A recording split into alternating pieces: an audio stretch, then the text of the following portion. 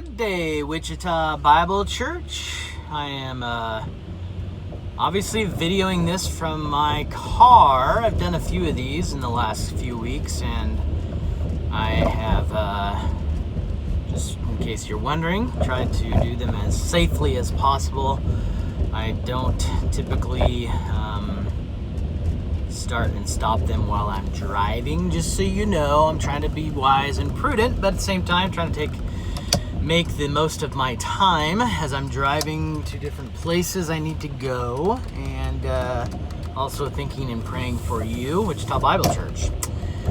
I was thinking just earlier this morning about the New Testament, and let me ask you a question. What book of the Bible, and some of you are going to know the answer to this question, what book of the Bible was written first? We have, give me 1 second here, there we go.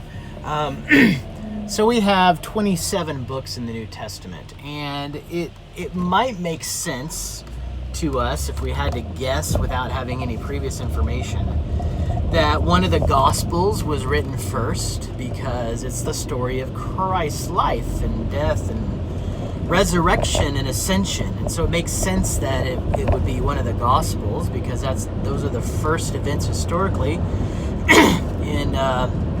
during that age of the church. But Matthew, which probably was the earliest gospel written, wasn't written until mid to late 50s, I guess. I mean, that's probably the earliest date for Matthew.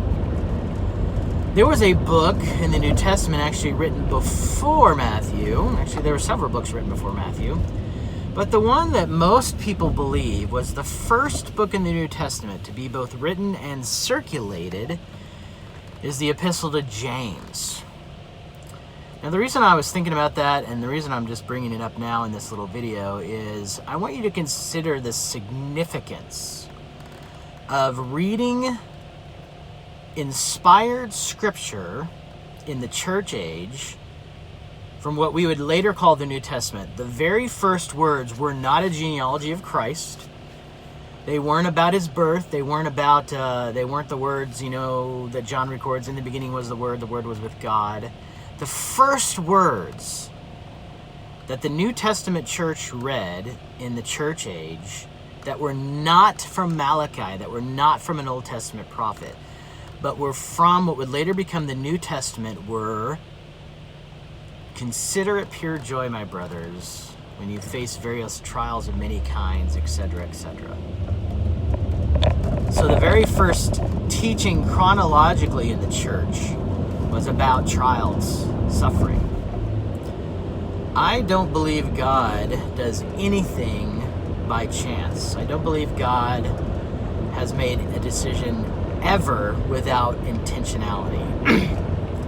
I think it's very interesting that God in his providence didn't compel Matthew to write his story of the life of Christ 10 years earlier so that would be the first book written and circulated, but that in his providence he chose James to write about trials and suffering.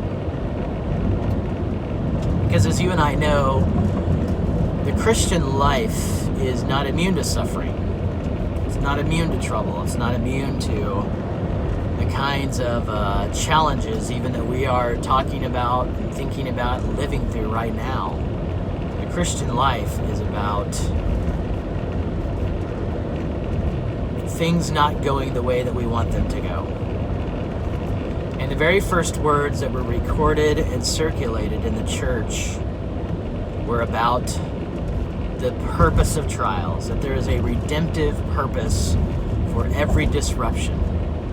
God is going to bring good and is bringing good out of the things that we are struggling with right now and today.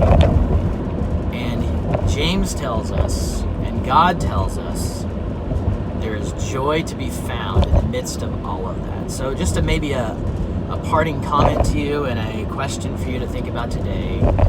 What brings you joy about those things in your life right now that are really hard?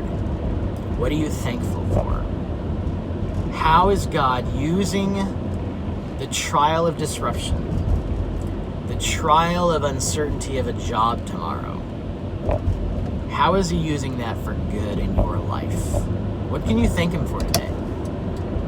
How might you encourage somebody else to be thankful as well? We Christians are built to depend on God in all circumstances. We are designed to rely on the very sovereign Creator who oversees all of our trials. So, as I have said before in different contexts, God does not waste pain. He certainly does not waste our trials.